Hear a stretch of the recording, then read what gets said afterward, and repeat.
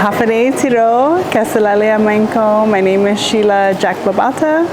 I am a daughter of the Mariana Islands, born and raised here on the island of Saipan.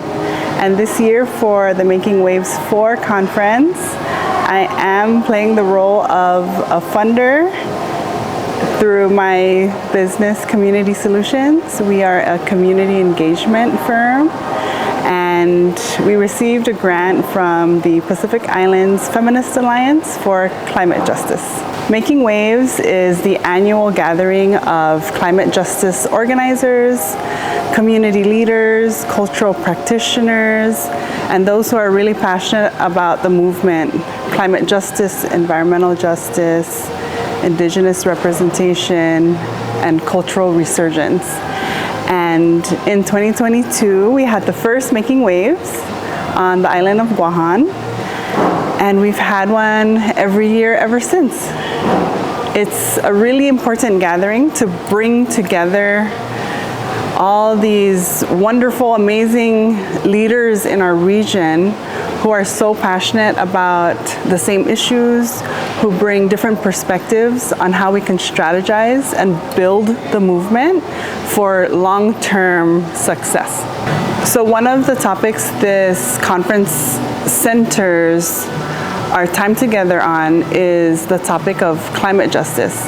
And climate justice is the understanding that there are big threats that are impacting vulnerable communities, and we are a vulnerable community because we experience the impacts of climate change through super typhoons and through receding shorelines.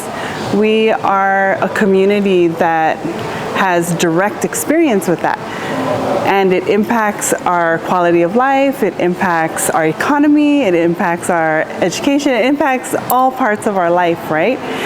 And so we are a vulnerable community, and vulnerable communities are seeking and advocating for equitable solutions that protect our people, protect our home, and solutions that make sense for us, solutions that we can carry out and have long-term, sustainable, positive impact for our islands.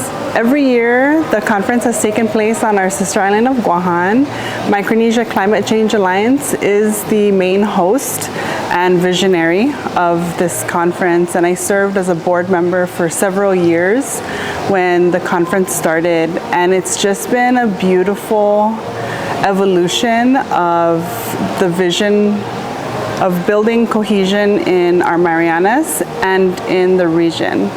So early on, we realized that there was a deep need for deepening connection and relationships in the Mariana Islands. And in my personal experience and professional experience as a former legislator, as a community leader, I really saw the deep need for healing and narrative change, because there was a lot of wounds and trauma, a lot of stories that were passed on for generations that really needed to be released so that we can come together as a Marianas truly and organize together to address the threats that we face, these very real threats of climate change.